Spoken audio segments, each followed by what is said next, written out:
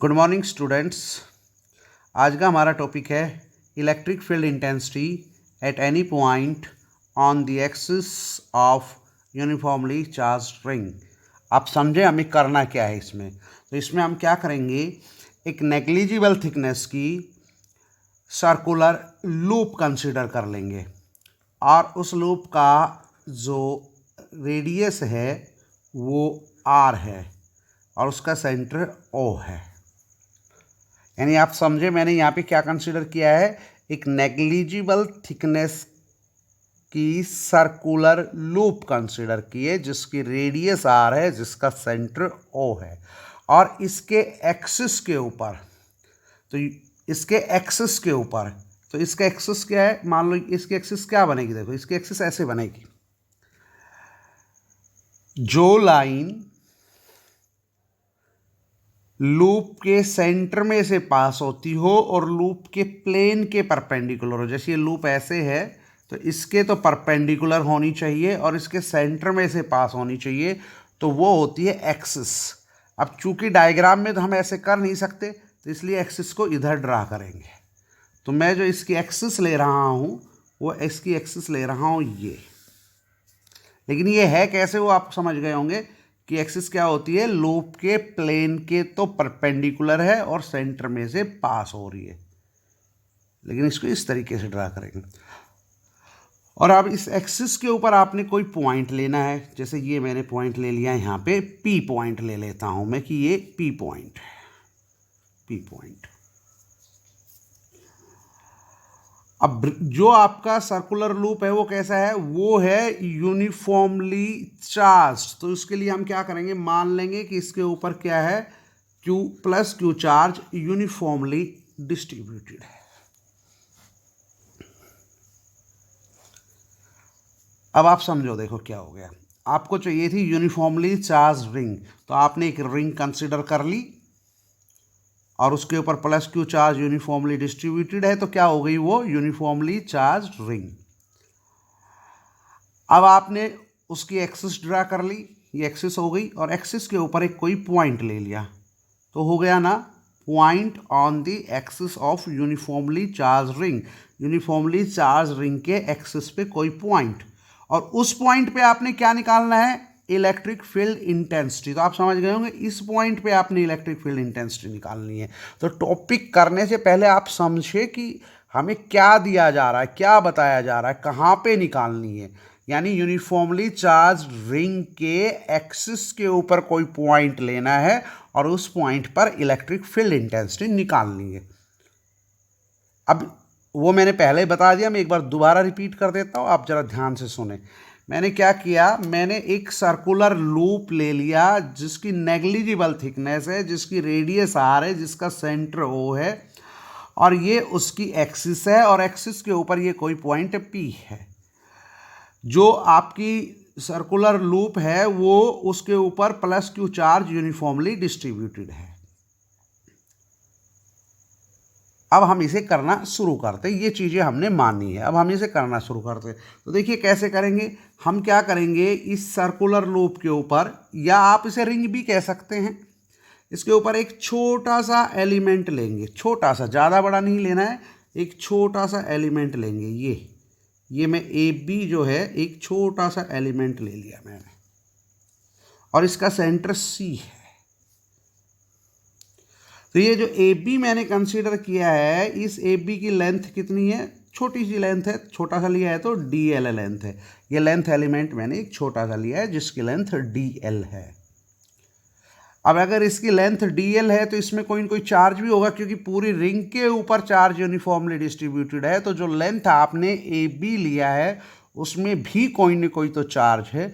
वो कितना चार्ज होगा आप एक रफ तरीके से निकाल सकते हैं। देखिए जैसे मैं यहाँ पे निकालता हूँ, रिंग की, पूरी रिंग की लेंथ कितनी है, 2 पाई ए, सॉरी आर रेडियस है तो आर ले लेंगे, या ए रेडियस हो तो ए ले लेंगे, डिपेंड करता है रेडियस क्या है। तो मान लीजिए मैं इस आर्टिकल में आर की बजाय उसकी रेडियस ए ले लेता हूँ, तो ये हो जाएगा 2 पाई ए।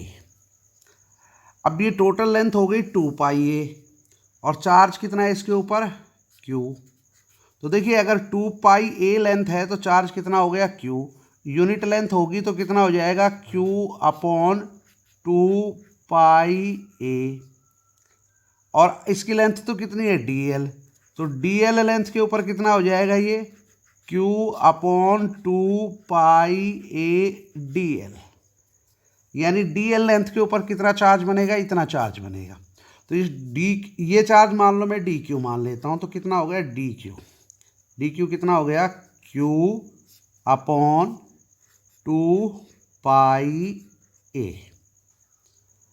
अब आप इस बात को समझे पूरे को कि हमने करना क्या था और हमने क्या कंसीडर कर लिया और क्या क्या करना है। हमने एक यूनिफॉर्मली चार्ज रिंग ली है, उसकी एक्सिस के ऊपर एक पॉइंट ले लिया और वहाँ इलेक्ट्रिक फील्ड इंटेंसिटी निकालनी है।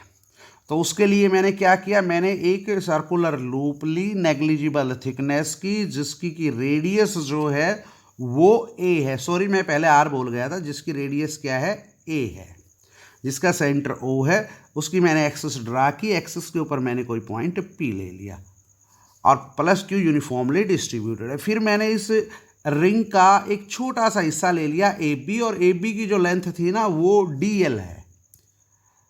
तो पूरी रिंग के ऊपर चार्ज Q है तो dl पे भी तो चार्ज होगा, और वो हमने एक रफ तरीके से निकाल लिया कि पूरी लेंथ बनती है 2 पाई ए और 2 पाई ए के ऊपर है चार्ज Q। तो अगर यूनिट लेंथ होगी तो कितना हो गया Q अपॉन 2 पाई ए, और अगर dl, चूंकि लेंथ तो dl है तो dl पे कितना हो जाएगा Q अपॉन 2 पाई ए dl। तो ये चार्ज इस छोटे से हिस्से AB के अंदर हो गया, यानी ये dq चार्ज। अब सुनो जरा ध्यान से, इलेक्ट्रिक फील्ड इंटेंसिटी निकालनी है यूनिफॉर्मली चार्ज रिंग की वजह से, यानी पूरी रिंग की वजह से इलेक्ट्रिक फील्ड इंटेंसिटी निकालनी है मुझे। लेकिन मैं पूरी रिंग की वजह से नहीं निकालूंगा, पहले निकालूंगा ये जो छोटा सा एलिमेंट लिया है ना AB एलिमेंट, लेंथ एलिमेंट, इसकी वजह से P पॉइंट पर इलेक्ट्रिक फील्ड इंटेंसिटी कितनी है। अब आप ये भी जानते हैं कि जहाँ पे इलेक्ट्रिक फील्ड इंटेंसिटी निकालनी होती है वहाँ पर आप यूनिट पॉजिटिव टेस्ट चार्ज रखते हैं। तो आप चाहे यहाँ दिखाए ना दिखाएं, पर आपको पता होना चाहिए कि जहाँ पर भी हम इलेक्ट्रिक फील्ड इंटेंसिटी निकालते हैं वहाँ यूनिट पॉजिटिव टेस्ट चार्ज रखते हैं। तो चलिए मैं दिखा नहीं रहा हूँ, पर आप समझ जाए कि P पॉइंट पर यूनिट पॉजिटिव टेस्ट चार्ज रखा हुआ है। P पॉइंट की दूरी कितनी है यहाँ से, तो वो दूरी मान लेते हैं कि R दूरी है। तो अब हम ये दूरी पता कर सकते हैं कितनी है। ये A है, ये R है, तो ये कितना हो जाएगा A square plus R square और सारे का अंडर रूट। यानी अब यहाँ पे इसके अंदर चार्ज कितना हो गया dq चार्ज, और उस dq चार्ज की वजह से हम यहाँ निकालेंगे इलेक्ट्रिक फील्ड इंटेंसिटी। तो देखिए कितना होगा,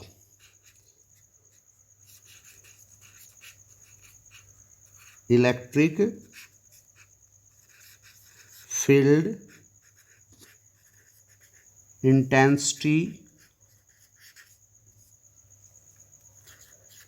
eight P due to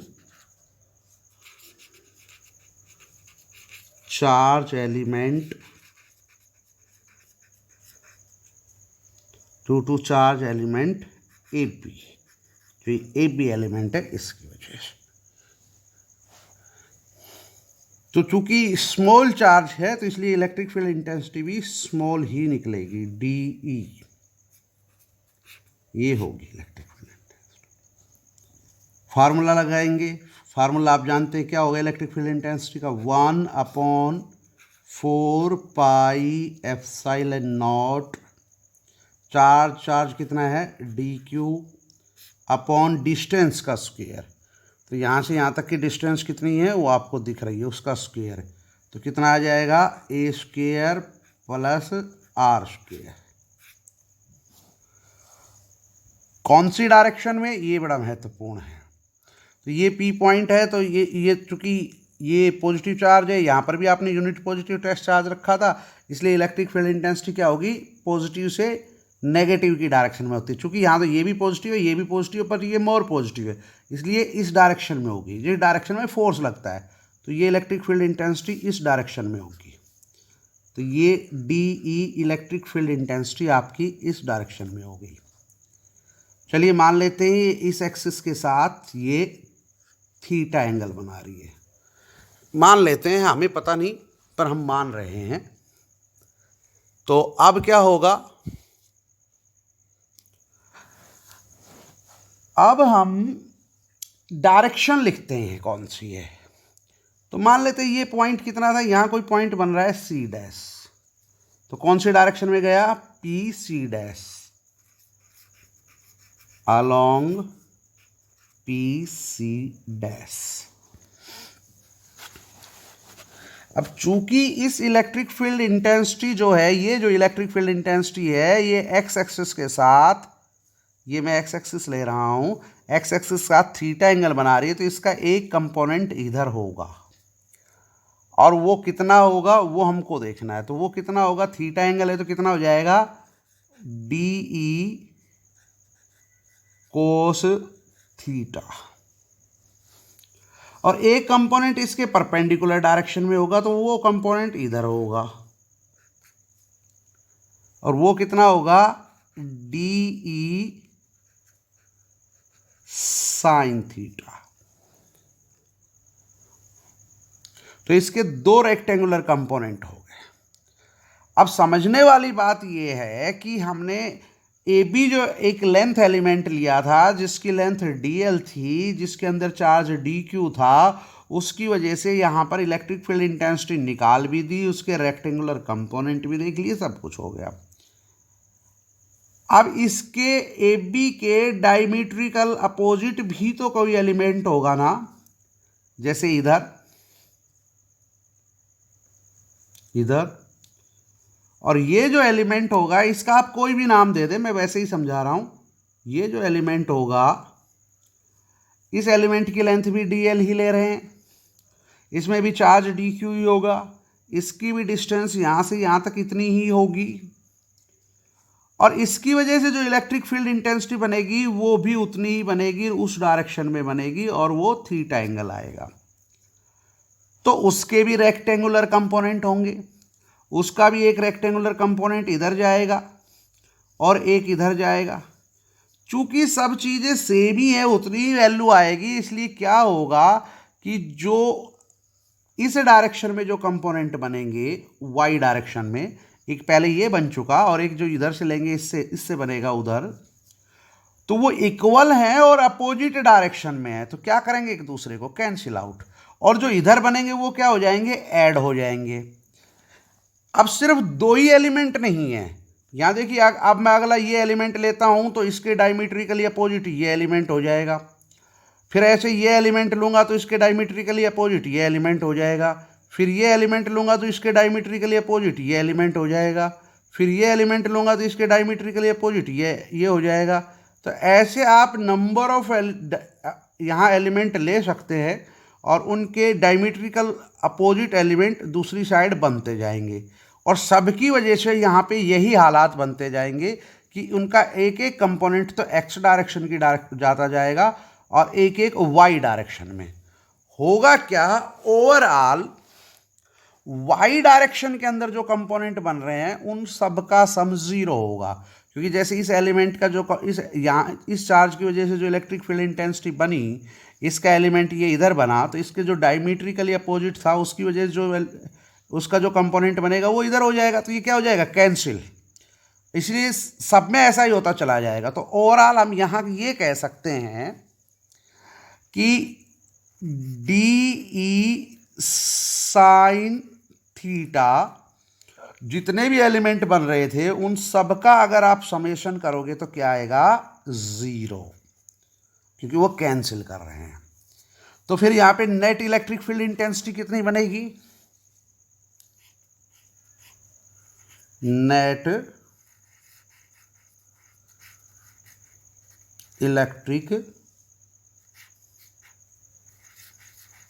field intensity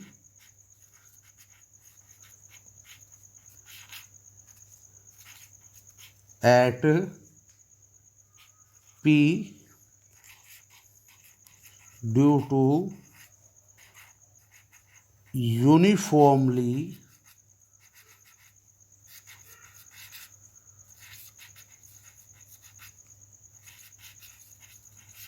charged ring, net electric field intensity यहाँ पे कितनी बनेगी पूरी रिंग की वजह से, क्योंकि अब तो हम सब की वजह से, तो वो कितना हो जाएगा वो हमको वो देखना है।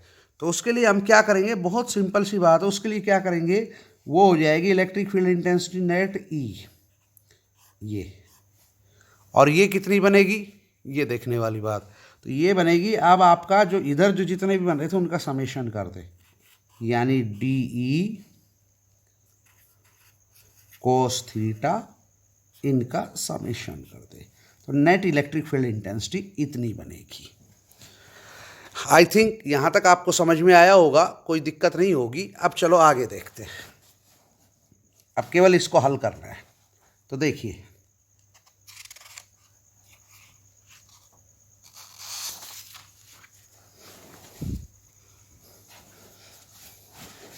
तो हमारी नेट इलेक्ट्रिक फील्ड इंटेंसिटी कितनी आई, वो आई हमारी net electric field intensity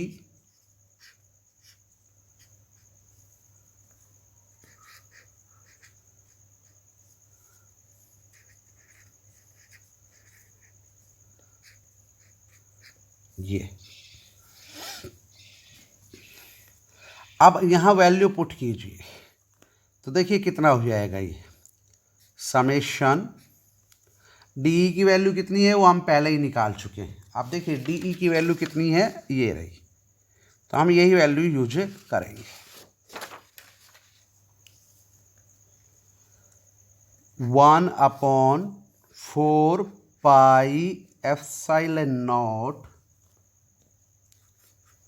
D Q upon A square plus are square, ये होगी डी की वैल्यू। कोस थीटा की वैल्यू कितनी होगी वो भी रखेंगे अब यहाँ पे। तो कोस थीटा की वैल्यू कितनी होगी जरा ध्यान से देखें। देखिए यहाँ पे ये एंगल कितना बन रहा था, थीटा। अब अगर ये एंगल थीटा बनेगा तो ये भी क्या रहेगा, थीटा। और जब ये एंगल थीटा है तो अब आप आराम से इस ट्रायंगल के अंदर, ये जो ट्रायंगल बन रही है इसके अंदर आप कोस थीटा की वैल्यू निकाल सकते हैं। तो देखिए कोस थीटा की वैल्यू कितनी बनेगी, यहाँ पे मैं यहीं पे निकाल देता हूँ। कोस थीटा की वैल्यू कितनी बनेगी, कोस थीटा की वैल्यू होती है बेस अपॉन हाइपोटेन्यूज। देखिए जरा ध्यान से, यहाँ पे बेस अपॉन हाइपोटेन्यूज। अब बेस कितना है, ये थीटा है तो बेस तो आर है, हाइपोटेन्यूज कितना है ये है, तो ये बनेगा R upon under root A square plus are square.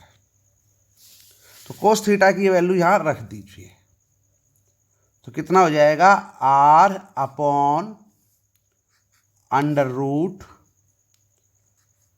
A square plus are square, तो ये वैल्यू बनेगी।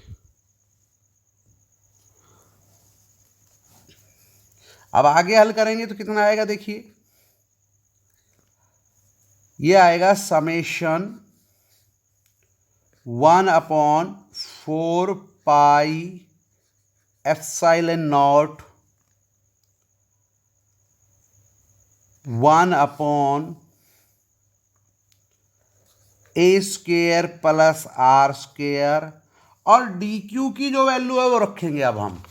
और डी क्यू की वैल्यू कितनी है जरा देख लीजिए, डी क्यू की वैल्यू हम पहले ही देख चुके हैं ना, डी क्यू की वैल्यू तो ये है, तो हम ये वैल्यू रखेंगे अब। तो कितना आएगा, डी क्यू की वैल्यू ये है Q/2a dl।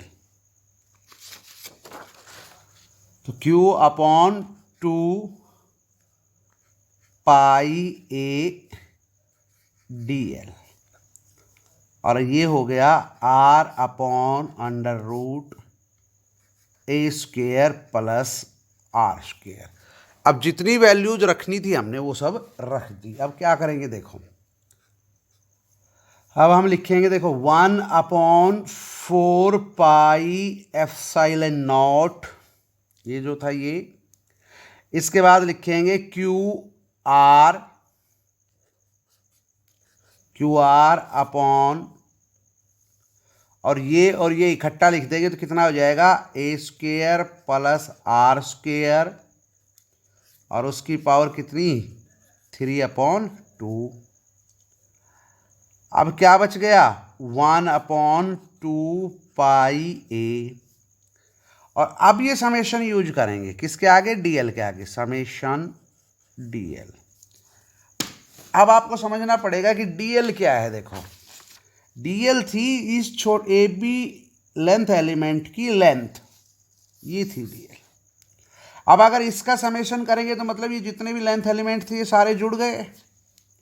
तो इसका मतलब ये हुआ कि समेशन डीएल का मतलब क्या हुआ, इसका मतलब हुआ 2 पाई ए, क्योंकि सारे लेंथ एलिमेंट जुड़ जाएंगे तो टोटल लेंथ कितनी बनेगी, जो इसकी सर्कमफ्रेंस है, और सर्कमफ्रेंस कितनी है इसकी, 2 पाई ए। तो ये वैल्यू बनेगी, तो उसकी जगह आएगा 2 पाई ए इसकी जगह। तो चलिए देख अब क्या बन जाएगा ये, अब हो जाएगा ये net electric field intensity 1/4 pi epsilon not q r upon A square plus are square की पावर 3/2 1/2 पाई ए। और समेशन डी एल की वैल्यू तो मैंने पहले ही बता दी कितनी, 2 पाई ए। तो उससे ये कट जाएगा। तो अब नेट इलेक्ट्रिक फील्ड इंटेंसिटी आपकी कितनी बचेगी, ये देखिए ये बच गई आपकी 1/4 pi epsilon not q r upon A square plus are square, इसकी पावर 3/2। और ये कौन सी डायरेक्शन में होगी ये भी देखना है, अलोंग। अब आप देखिए वाई डायरेक्शन वाले तो सारे कैंसिल आउट हो गए ना, जिनका समेशन कितना बन गया, देखने वाली बात है, जिनका समेशन कितना बन गया था 0, तो सारे उनको तो 0 रिजल्ट था। बच कौन सी डायरेक्शन में गए थे, एक्स एक्सिस में, तो यही सारे जुड़े हैं, यही सारे जुड़े हैं, तो डायरेक्शन कौन सी होगी इनकी, along P x, along P x. अब इसके स्पेशल केस है वो देखते हैं। तो इसके स्पेशल केस कौन कौन से होंगे वो देख लेते हैं। देखिए स्पेशल केस ये है कि जब आपका पी पॉइंट अगर सेंटर पे ही हो तो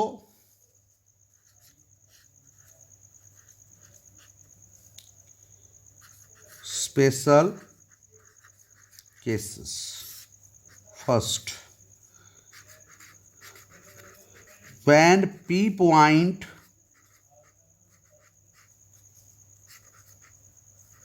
lies at the center of the lobe, center of the lobe।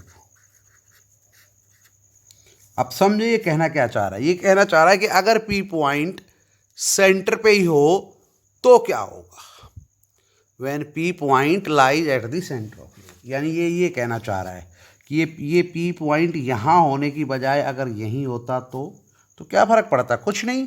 P point जब यहाँ होने की बजाय यहाँ होता तो ये R क्या हो जाता, 0। तब आपका R क्या हो जाता, 0। इसका मतलब ये है कि R क्या, 0 हो जाता। और R 0 हो जाता तो इलेक्ट्रिक फील्ड इंटेंसिटी कितनी होती, देखो R की वैल्यू एक बार 0 रख के देखो क्या हो जाएगी। तब आपकी इलेक्ट्रिक फील्ड इंटेंसिटी जो है उसकी वैल्यू क्या हो जाएगी, वो खुद ही रख के देख लो, यहाँ पे क्या बन जाएगी, 0। यानी वहाँ पे इलेक्ट्रिक फील्ड इंटेंसिटी का मैग्नीट्यूड भी 0 है, तो मतलब इलेक्ट्रिक फील्ड इंटेंसिटी क्या है वहाँ पे, 0 है। दूसरा भी है स्पेशल केस, वो भी देखते हैं। दूसरा स्पेशल केस, सेकंड, क्या है वो है when R is very very greater than A. यानी क्या कहना चाह रहा है जरा आप समझे। ये कहना चाह रहा है कि आपके ए के मुकाबले, यानी जो रेडियस है लूप की, उसके मुकाबले पी पॉइंट की डिस्टेंस सेंटर से बहुत ज़्यादा दूरी पे हो, यानी ये बहुत ज़्यादा हो इसके मुकाबले। तो जब आर बहुत ज़्यादा होगा ए के मुकाबले, तो ए को क्या कर देंगे, नेगलेक्ट। और ए को जब आप नेगलेक्ट कर देंगे, मतलब ए को नेगलेक्ट कर देंगे या ए स्केयर को नेगलेक्ट कर देंगे, तो फिर इलेक्ट्रिक फील्ड इंटेंसिटी कितनी होगी, देखिए। Then a square can be neglect. अब ए स्क्वायर नेगलेक्ट हो जाएगा तो देखिए इसमें ए स्क्वायर नेगलेक्ट हो जाएगा तो क्या बचेगा, तब आपकी इलेक्ट्रिक फील्ड इंटेंसिटी जो है वो ये बचेगी, 1/4 पाई एप्सिलॉन नॉट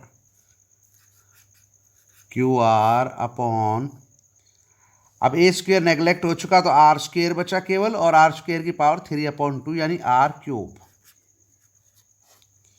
तो तब आपकी इलेक्ट्रिक फील्ड इंटेंसिटी बचेगी कितनी, 1/4 पाई एप्सिलॉन नॉट, और यहाँ आर है और यहाँ आर क्यूब है, तो केवल नीचे बचेगा आर स्क्वायर और ऊपर बच गया क्यू, तो उसको ऐसे ही लिख देंगे, यानी Q/4 pi epsilon not r square. अरे ये इलेक्ट्रिक फील्ड इंटेंसिटी तो पहले भी निकली थी, याद कीजिए, ये पहले भी निकली थी। क्या हो रहा है जरा समझे, जब आपका पी पॉइंट बहुत दूर होगा सेंटर से, पी पॉइंट बहुत दूर होगा, तो उस समय जो इलेक्ट्रिक फील्ड इंटेंसिटी आ रही है ना, ये कितनी आ रही है, ये आ रही है electric field intensity due to a point charge. कितनी इलेक्ट्रिक फील्ड इंटेंसिटी किस में आई थी, electric field intensity at a point due to a point charge, ये आ रही। तो इस केस में तो देखो ये बन गया, यानी पी पॉइंट जब बहुत दूर होगा सेंटर से लूप के, तो फिर लूप कैसा बिहेव करेगा, लूप बिहेव करेगा एज ए पॉइंट चार्ज। तब ये पूरा का पूरा लूप बिहेव करने लगता है as a point charge. Okay, thank you. Topic complete, chapter भी कंप्लीट। अब आगे न्यूमेरिकल करें।